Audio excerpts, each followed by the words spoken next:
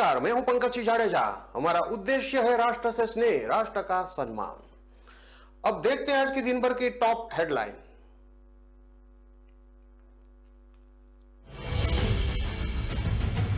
शराब के बंटवारे में हुई दलित युवक की हत्या, पुलिस ने नामजद 2 युवकों को दी क्लीन चिट। पुड़िया न देने पर दोस्तों ने पीट कर मार डाला।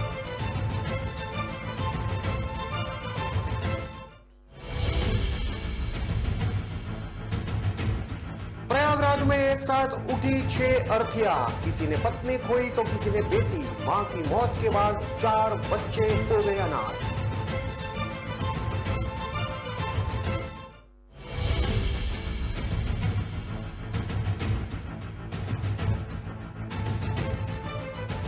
पुलिस मुठभेड़ में रिटायर दरोगा के बेटे का हत्यारोपी गिरफ्तार। गाजियाबाद में पकड़े जाने पर सब इंस्पेक्टर की पिस्टल छीनकर फायरिंग की, पुलिस ने पैर में मारी गोली।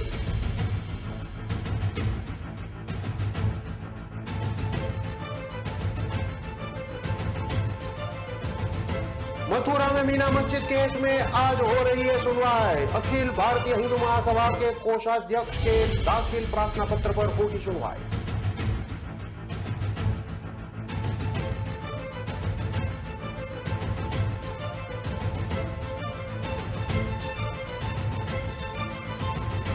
अंबाला में हनी ट्रैप रैकेट पकड़ा गया। चंडीगढ़ में बैंक मैनेजर पत्नी ने पति को दूसरी महिला के बेचकर फंसाया, 10 लाख मांगे, साथ ही एसएचओ थाना छोड़कर भागा। अब देखते हैं खबरें विस्तार से। मेरठ में 30 साल के दलित युवक की पीट पीट कर हत्या में पुलिस ने 2 नामजद आरोपियों को क्लीन चिट दी है। हत्या में आरोपियों को गिरफ्तार किया है। दोनों हत्या के आरोपियों से पूछताछ में पता चला है कि भांग और शराब के बंटवारे को लेकर यह विवाद हुआ था, जिसके बाद दोस्तों ने ही विजेंद्र की हत्या कर दी थी। उसके बाद पेचकस, ईंट से सिर और चेहरे पर ताबड़तोड़ वार किए थे। मौत होने के बाद दोनों आरोपी शव को छोड़कर भाग निकले थे। मंगलवार सुबह युवक का शव घर से 500 मीटर की दूरी पर खुले घेर में खून से लथपथ मिला। दलित युवक की हत्या के बाद गांव में लोगों की भीड़ जुट गई। युवक की मां ईश्वरी ने गांव के ही 3 युवकों पर हत्या का आरोप लगाया। मां ने कहा कि सोमवार रात 8 बजे गांव के सोनू और सचिन बुलाकर ले गए थे। मार पीट करके एक आंख भी फोड़ दी। पुलिस ने इस हत्याकांड का खुलासा करते हुए सोनू और मोहित उर्फे भीम को अरेस्ट कर लिया, मगर सगे भाई सोनू और सचिन की भूमिका नहीं मिली। इंचोली के जलालपुर गांव के रहने वाले विजेंद्र, जो कि 30 साल का है, मजदूरी कर रहा था। विजेंद्र 4 भाइयों में दूसरे नंबर का था। विजेंद्र के पिता ब्रूजपाल की 10 साल पहले ही मौत हो चुकी है। आरोप है कि विजेंद्र को बेरहमी से पीट पीट कर उसकी हत्या कर दी गई। मरने वाला युवक दलित बिरादरी का था, जबकि आरोपी गुर्जर बिरादरी के है। लेकिन बृहस्पतिवार को पुलिस ने जिस मोहित को अरेस्ट किया है वह दलित बिरादरी का है। सीओ सदर देहात पूनम सिरोही ने बताया कि विजेंद्र सचिन और उसके भाई सोनू के यहां काम करता था। दीपावली की रात करीब 8 बजे विजेंद्र अपने घर से गया, जहां रात में मोहित और सोनू के साथ बैठकर शराब पी। मोहित और सचिन पर अपनी शराब थी, जबकि विजेंद्र पर भांग थी। इस भांग को बीड़ी में भरकर पीना था, लेकिन विजेंद्र ने अपनी भांग देने से मना कर दिया। इस पर सोनू और मोहित ने पहले डंडे बरसाने शुरू कर दिए, उसके बाद जमीन पर गिराकर ईंट से प्रहार किए, जिसमें एक आंख भी जख्मी हो गई। मोहित के कपड़े भी खून से सने हुए मिले, जिसकी निशानदेही पर पेचकस और ईंट बरामद कर ली गई है। प्रयागराज के सोरांग के शिवगढ़ इलाके के रहने वाले अग्रहरि परिवार के 6 लोगों की मौत गुरुवार सुबह हंडिया के पास एक सड़क हादसे में हो गई थी। इस हादसे के बाद किसी ने अपनी पत्नी खो दी तो किसी की बेटी दुनिया छोड़कर चले गई। वहीं इसी अग्रहरि परिवार की बहू गीता की मौत के बाद उसके 4 बच्चे भी अनाथ हो गए। दरअसल गीता के पति की मौत 3 साल पहले हो गई थी। बच्चों को मां का ही सहारा था। श्यामलाल अग्रही के तीसरे बेटे दिनेश अग्रही की 3 साल पहले मौत हो गई थी। पत्नी कविता की शाइली उम्र 14 वर्ष, गुड़िया उम्र 12 साल और काजल उम्र 10 वर्ष और शेष उम्र 5 वर्ष का लालन पालन कर रही थी। गुरुवार को विंध्याचल जाने के लिए कविता अपने बच्चों को गाड़ी में जगह नहीं होने के कारण नहीं ले गई थी। हादसे में कविता की मौत की जैसे ही जानकारी हुई, चारों बच्चे बिलख पड़े। उन्हें समझ नहीं आ रहा था कि उसके साथ भगवान ने ये क्या कर दिया। शाइली गुमसुम हो गई, उसके आंसू जैसे थम गए थे। उसे समझ नहीं आ रहा था कि अब हम भाई बहनों को कौन देखेगा। वहीं हादसे की जानकारी होने पर गांव के आसपास और रिश्तेदार भी पहुंच गए। इन लोगों ने परिवार के अन्य लोगों को ढांढस बंधाने की कोशिश की, पर उनके भी आंसू छलक उठे। श्यामलाल अग्रही के बड़े बेटे संजय की पत्नी रेखा और दूसरे नंबर के बेटे रमेश की पत्नी रेखा देवी की भी हादसे में मौत हो गई। रमेश की बेटी न्यासा ने भी हादसे में स्वरूप रानी अस्पताल में इलाज के दौरान दम तोड़ दिया। न्यासा के अलावा रमेश के अन्य बच्चे निशी, जो कि 16 साल की है, और 18 साल की अलक, और निकिता, जो कि 4 साल की है। सभी बच्चों का रो रो कर बुरा हाल था। संजय के बच्चे शिवम, नेहा और नैसी, जो कि 9 साल की है, उसके भी आंसू नहीं रुक रहे थे। सोराव के शिवगढ़ इलाके में गुरुवार की शाम अग्रही परिवार के 6 सदस्यों का शव पोस्टमार्टम के बाद जैसे ही गांव पहुंचा, हर तरफ लोगों के रोने की आवाज ही सुनाई दी। हर चेहरा मायूस दिखा। गांव पहुंचने के कुछ ही देर बाद अंतिम यात्रा के लिए 6 शवों के ले जाने के दौरान वहां मौजूद एक भी शख्स ऐसा नहीं था जिसके चेहरे से आंसू की धारा ना निकल रही हो। सैकड़ों की संख्या में पास पड़ोस के गांव के लोग श्यामलाल के घर पहुंच गए थे। शिवगढ़ इलाके में दिन में अधिकांश दुकानें बंद रही। गांव में तमाम घरों में चूल्हे नहीं जले। जिसे देखो वह परिवार की ही बात कर रहा था कि छोटे छोटे बच्चों का अब क्या होगा।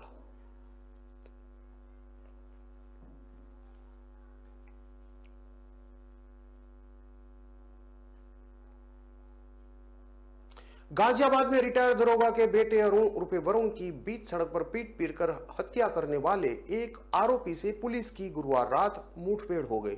इस दौरान आरोपी के दाहिने पैर में पुलिस की गोली लगी। पूछताछ में उसने पार्किंग विवाद में पीट पीट कर जान लेने की बात कबूली है। वहीं पूछताछ में आरोपी ने अपने 2 साथियों के नाम भी बताए और हत्या के दौरान प्रयोग हुए सलेरियो कार जंगल में खड़ी होने की बात कही। एसपी सिटी ज्ञानेंद्र सिंह ने बताया कि पुलिस आरोपी को साथ लेकर कार बरामद करने के लिए सेलेरियो जंगल जा रही थी। फरूखनगर हिंडन नदी के पुल पार आरोपी चिरंजीवी शर्मा ने सब इंस्पेक्टर सुभाष की सर्विस पिस्टल छीन ली और फायरिंग करके भागने लगा। इस दौरान पुलिस ने जवाबी कार्रवाई में गोली चलाई और चिरंजीवी के दाहिने पैर में एक गोली जाकर लगी। पुलिस ने बताया कि हत्या में शामिल 2 अन्य आरोपियों को बागपत गाजियाबाद में कई जगह दबिश दी है, लेकिन वे हाथ नहीं आ सके हैं। गांव झावली निवासी कुंवरपाल सिंह दिल्ली पुलिस से रिटायर्ड सब इंस्पेक्टर हैं। उनका बेटा अरुण उर्फ वरुण 25 अक्टूबर की रात करीब 9 बजे 2 दोस्तों के साथ खाना खाने के लिए लोनी रोड पर हॉप्स किचन होटल पर पहुंचा था। वरुण राष्ट्रीय स्तर का कुश्तीबाज खिलाड़ी भी था। होटल के बाहर कार पार्किंग के विवाद में वरुण की दूसरे पक्ष से कहा सुनी हो गई। इसके बाद दूसरे पक्ष के लड़कों ने वरुण को बीच सड़क पर पीट पीट कर मार डाला। वायरल हुए वीडियो में एक युवक वरुण के सिर पर ईंट मारता भी दिख रहा है। इस घटना ने गाजियाबाद में सुरक्षा व्यवस्था पर सवाल खड़े कर दिए। पुलिस की कार्यप्रणाली को लेकर निंदा होने लगी थी। एसपी सिटी ज्ञानेंद्र सिंह ने बताया कि मुकदमे की जांच के दौरान टीला मोड़ थाना क्षेत्र के गांव राजपुर निवासी चिरंजीवी शर्मा उर्फे कल्लू पंडित का नाम सामने आया। पुलिस ने उसको गुरुवार रात 9:30 बजे करण गेट चौराहे के समीप से ही गिरफ्तार कर लिया। आरोपी के खिलाफ पूर्व में हत्या का प्रयास और आर्म एक्ट के 2 मुकदमे दर्ज है। पुलिस ने बताया कि हत्या में शामिल 2 अन्य अपराधियों को भी पकड़ने के लिए प्रयास किए जा रहे हैं। मंगलवार रात वरुण अपने 2 दोस्तों संजय कुमार और दीपक रावत के साथ होटल में खाना खाने गया था। रात 9 बजे कार से वरुण ऑप्स किचन रेस्टोरेंट पहुंचा। वहां होटल के बाहर पार्किंग में पहले से कुछ कारें खड़ी थी। वरुण ने भी जगह देखकर अपनी कार पार्क कर दी। तभी वहां कुछ युवक पहुंचे। उनकी कार वरुण की कार के बगल में खड़ी थी। जगह न होने के कारण उसका गेट नहीं खुल पा रहा था। बस विवाद की यही वजह थी।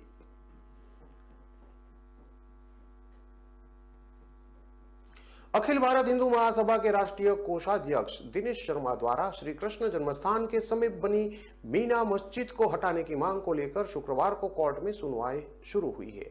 दिनेश शर्मा का दावा है कि मीना मस्जिद श्री कृष्ण जन्मस्थान मंदिर की जमीन पर बनाई गई है। दिनेश शर्मा ने भगवान श्री कृष्ण के भक्त के रूप में यह प्रार्थना पत्र दाखिल किया हुआ है। अखिल भारत हिंदू महासभा के राष्ट्रीय कोषाध्यक्ष दिनेश शर्मा ने अपने आप को भगवान श्री कृष्ण का भक्त बताते हुए सिविल जज सीनियर डिवीजन की कोर्ट में प्रार्थना पत्र दाखिल किया था। इस प्रार्थना पत्र में दिनेश शर्मा ने मांग की कि श्री कृष्ण जन्मस्थान के पूर्वी सीमा पर एक मस्जिद बनी है जिसे मीना मस्जिद कहा जाता है, जो कि श्री कृष्ण जन्मस्थान मंदिर की जमीन पर बनी है। मथुरा के सिविल जज सीनियर डिवीजन की कोर्ट में दाखिला पत्र में वादी दिनेश शर्मा ने सुन्नी सेंट्रल वक्फ बोर्ड और इंतजामिया कमेटी को पार्टी बनाया है। दिनेश शर्मा का कहना है कि पहले औरंगजेब ने उत्तर दिशा में शाही मस्जिद का निर्माण कराया, उसके बाद उसके वंशजों ने पूर्वी सीमा में भी मीना मस्जिद बना दी। यह कहीं न कहीं षड्यंत्र है। दिनेश शर्मा ने मीना मस्जिद को लेकर दाखिल प्रार्थना पत्र पर कोर्ट में आज दोपहर के बाद सुनवाई शुरू हुई है। दिनेश शर्मा का आरोप है कि मीना मस्जिद के विस्तार की योजना मस्जिद प्रबंधन द्वारा बनाई जा रही है, जिससे मस्जिद की वास्तविक स्थिति से छेड़छाड़ का अंदेशा भी है।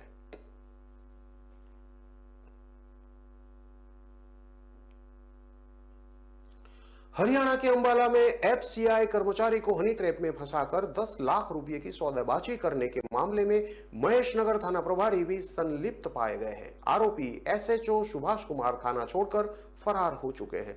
उधर एसपी जशनदीप सिंह रंगावा ने इंस्पेक्टर सुभाष कुमार को सस्पेंड कर दिया है। इस मामले में गठित सीट ने शिकायतकर्ता मनोज कुमार की पत्नी, जो कि बैंक मैनेजर है, उसके समेत 3 महिलाओं को गिरफ्तार किया है। वहीं सीट आरोपी एसएचओ और अंबाला कैंट के निवारा रामबाग रोड निवासी गौरव उर्फे गुरप्रताप की गिरफ्तारी के लिए दबिश दे रही है। पुलिस ने शिकायतकर्ता की पत्नी को कोर्ट में पेश करके 1 दिन की रिमांड पर लिया है। एफसीआई में तैनात मनोज कुमार का दिसंबर 2021 में दिल्ली से अंबाला सिटी में ट्रांसफर हुआ था। मनोज कुमार ने सेक्टर 9 एरिया में किराए पर एक मकान लिया था। सितंबर 2022 को रवनीत कौर मनोज के घर आई थी, जिसने किराए पर कमरा लेने की बात कही थी, लेकिन मनोज कुमार ने मना कर दिया था। इसके बाद रवनीत कौर ने सेक्टर 9 पुलिस थाना में शिकायत सौंपकर मनोज के खिलाफ रेप का केस दर्ज करवाया था। पुलिस पूछताछ में मनोज ने खुद को निर्दोष बताया था। जांच में मामला झूठा पाया गया। इतना ही नहीं, इस केस में मनोज की बैंक मैनेजर पत्नी, एसएचओ महेश नगर सुभाष समेत अन्य लोगों की संलिप्तता पाई गई। मनोज कुमार ने खुद को निर्दोष साबित करते हुए 18 अक्टूबर को थाना सेक्टर 9 अंबाला सिटी में शिकायत दर्ज कराई, जिसमें बताया गया कि 12 अक्टूबर को आरोपी रवनीत कौर ने अन्य लोगों के साथ मिलकर रुपये ऐंठने की नीयत से झूठा मुकदमा दर्ज कराकर जान से मारने की धमकी दी थी। सीट ने मामले की गहनता से जांच करते हुए हनी ट्रैप का खुलासा किया। बताया गया कि मनोज कुमार और उसकी पत्नी प्रीति का कोर्ट में तलाक का केस चल रहा था। पुलिस ने मनोज को तो क्लीन चिट दे दी, लेकिन झूठा केस दर्ज कराने वाली आरोपी रवनीत कौर को गिरफ्तार कर लिया। पूछताछ में रवनीत ने अपने साथी सुखप्रीत का नाम उगल दिया, जिसमें सामने आया कि आरोपियों ने यमुनानगर में इसी तरह का एक मामला दर्ज करा रखा है। पुलिस ने सुखप्रीत को गिरफ्तार किया तो उसने आगे मनोज की पत्नी प्रीति का नाम उगल दिया। प्रीति चंडीगढ़ के एक बैंक में मैनेजर है, जब पुलिस मास्टरमाइंड गौरव और इंस्पेक्टर सुभाष की तलाश में जुटी है। जांच में एसएचओ सुभाष की मनोज की पत्नी प्रीति के साथ दोस्ती की बात सामने आई है। प्रीति ने इंस्पेक्टर सुभाष के जरिए मनोज कुमार के खिलाफ रेप का झूठा केस दर्ज कराया। जब पुलिस ने आरोपी प्रीति को गिरफ्तार किया तो इसकी भनक लगते ही इंस्पेक्टर सुभाष सरकारी नंबर मुंशी को थमाकर फरार हो गया। जानकारी के मुताबिक यमुनानगर के महिला थाने में भी सुखप्रीत ने एक बड़े कारोबारी के खिलाफ दुष्कर्म का केस दर्ज कराया था। आरोपी कारोबारी का प्रॉपर्टी को लेकर उसके सगे भाई के साथ विवाद चल रहा है। उसने ही हनी ट्रैप में फंसाने के लिए सुखप्रीत समेत अन्य लोगों के साथ मिलकर कारोबारी के खिलाफ केस दर्ज कराया था। उस वक्त इंस्पेक्टर सुभाष मुलाना थाने में एसएचओ तैनात था। किसी न किसी तरह सुभाष ने इस मामले की जांच मुलाना थाने में ट्रांसफर करा ली। इसके बाद सुभाष का महेश नगर थाने में ट्रांसफर होने के बाद मामले की जांच भी महेश नगर थाने में एसएचओ के पास पहुंच गई थी। पुलिस दोनों मामले में गहनता से जांच कर रही है।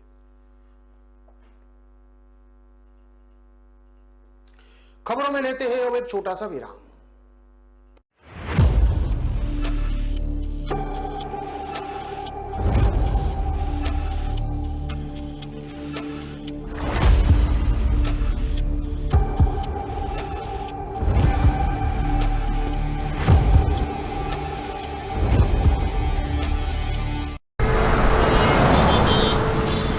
कहाँ जा रहे हो?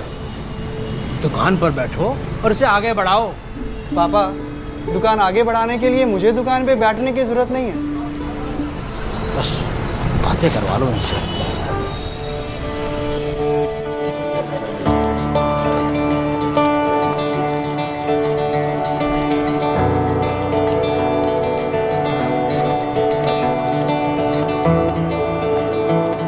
थोड़ा सा ऊपर आओ।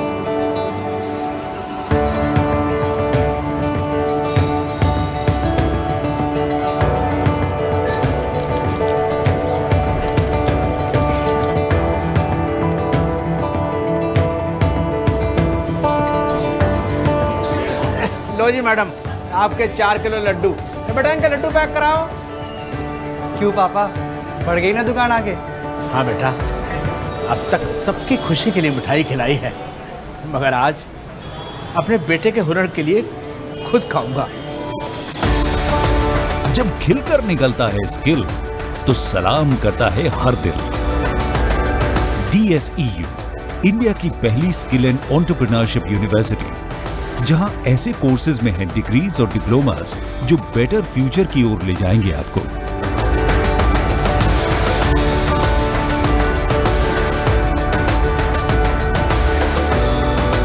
तो एडमिशन के लिए अप्लाई कीजिए। स्किल है तो नहीं कुछ मुश्किल है।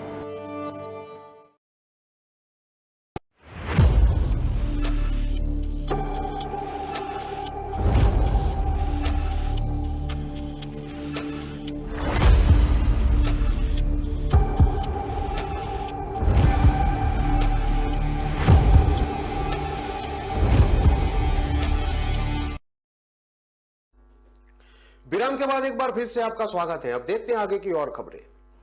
हरियाणा के अंबाला में युवक का अपहरण करके उसके साथ मारपीट करने के मामले सामने आया है। बदमाशों ने मारपीट करते हुए युवक से बिना जुर्म माफी मंगवाई और दोबारा नारायणगढ़ एरिया में न घुसने की धमकी देते हुए पेट्रोल पंप पर छोड़कर फरार हो गए। घटना 10 अक्टूबर की देर रात की है, लेकिन पुलिस की लेट लतीफी के चलते 17 दिन बाद केस दर्ज हुआ है। गांव सुल्तानपुर यानी कि पंचकुला निवासी गुलजार मोहम्मद ने बताया कि उसके पास जेसीबी मशीन है जो नारायणगढ़ एरिया में प्रिंस के पास लगी हुई थी। 10 अक्टूबर की रात 9:30 बजे कलाम रोड पर नजदीक शाहपुर पेट्रोल पंप से तेल लेने अपनी बोलेरो गाड़ी में गया था। पेट्रोल पंप पर एक स्विफ्ट गाड़ी आई जिसमें राव मांजरा निवासी इस्ताक मोहम्मद, इमरान उर्फे मानी, पिंकू समेत अन्य 2 युवक थे। इन बदमाशों ने उसे गाड़ी से उतारकर हमला कर दिया। शिकायतकर्ता गुलजार मोहम्मद ने बताया कि बदमाश उसे किडनैप करके शाहपुर नहर की तरफ ले गए, यहां मारपीट करते हुए वीडियो बनाई और दोबारा नारायणगढ़ एरिया में न घुसने की चेतावनी दी। पीड़ित ने बताया कि जब उसने डायल 112 पर कॉल करने का प्रयास किया तो बदमाशों ने उसका मोबाइल छीन लिया। इतना ही नहीं, बदमाशों ने गाड़ी से पिस्तौल निकालकर जान से मारने की धमकी भी दी। युवक ने बताया कि बदमाश उसे दोबारा पेट्रोल पंप पर छोड़कर फरार हो गए। यहां उसने अपने परिजनों और पुलिस को सूचित किया। पीड़ित ने बताया कि उसने उसी दिन काला अम्ब पुलिस चौकी में लिखित शिकायत सौंपी थी।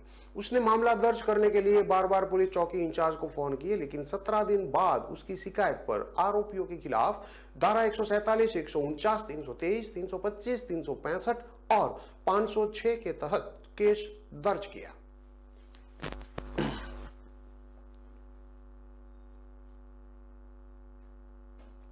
हरियाणा में अपनी मांगों को लेकर प्रदर्शन कर रहे सफाई कर्मचारी और सरकार आमने सामने आ गए हैं। हड़ताल के 9वें दिन जिलों में प्रदर्शन कर रहे 355 कर्मियों को हिरासत में लिया गया है।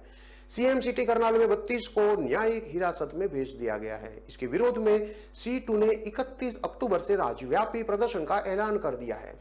C2 हरियाणा के प्रधान सुरेखा, महासचिव जय भगवान और कोषाध्यक्ष विनोद कुमार ने कहा कि सरकार हड़ताली कर्मचारियों की मांगों को तुरंत समाधान करे। उन्होंने 40,000 शहरी सफाई कर्मचारियों की हड़ताल का समर्थन करते हुए सरकार द्वारा हड़ताल को दबाने के लिए लगाए गए एस्मा जैसे कानून की भी निंदा की। आंदोलनकारियों के समर्थन में C2 से जुड़ी यूनियन ने 31 अक्टूबर को सभी जिलों में प्रदर्शन करेगी। संगठन नेताओं ने कहा कि बीजेपी सरकार हठधर्मिता पर उतरी आई है। वह मांगों का समाधान करने की बजाय समाज के गरीब तबके के कर्मचारियों के साथ दुश्मनों जैसा व्यवहार कर रही है। इसी वजह से आज प्रदेश के 40,000 कर्मी हड़ताल पर जाने को मजबूर हुए हैं। हड़ताल से प्रदेश के शहर कूड़े के ढेर में बदलते जा रहे हैं। इसके लिए हरियाणा सरकार और नगर निकाय मंत्री खुद जिम्मेवार है। सरकार चाहे तो वार्ता के माध्यम से कर्मियों की मांगों का समाधान किया जा सकता है, लेकिन सरकार ने ऐसा करने की बजाय एस्मा का सहारा लेकर दमन का रास्ता अपनाकर कर्मचारी विरोध रुख का परिचय ही दिया है। सीटू नेताओं ने बताया कि सरकार के मंत्रियों ने 5 दौर की वार्ता की जा चुकी है। वह बैठकों में मांगों को लेकर समाधान करने का आश्वासन देते हैं, बाद में मुकर जाते हैं।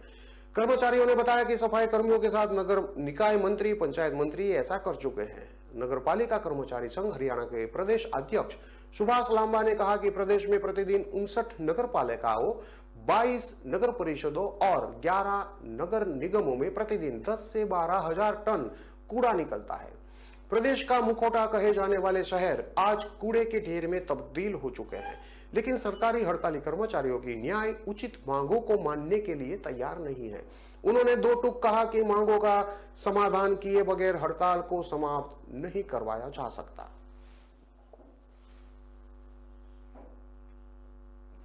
चंडीगढ़ में इंडस्ट्रियल एरिया फेज 1 के प्लॉट नंबर 91 स्थित एक शराब फैक्ट्री में गुरुवार दोपहर आग लग गई। कुछ ही देर में आग ने विकराल रूप ले लिया।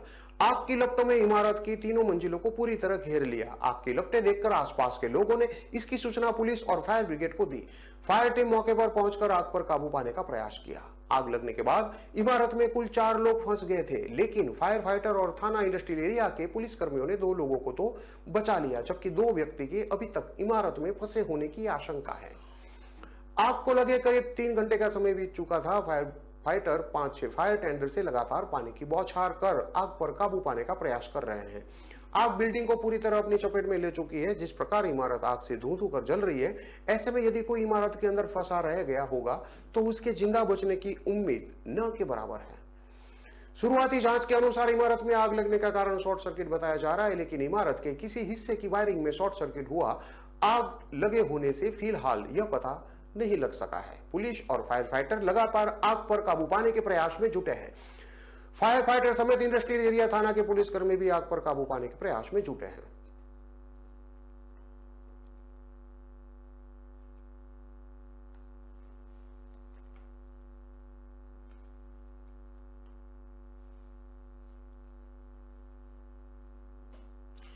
इन सभी खबरों को विस्तार से पढ़ने के लिए आप हमारे वेबसाइट का भी प्रयोग कर सकते हैं। हमारा वेब का पता है www.kalamkartavya.com। हमारी कलम ही हमारा कर्तव्य है के उद्देश्य के साथ खबरों को आप राष्ट्र प्रथम के साथ देखते रहिए। नमस्कार।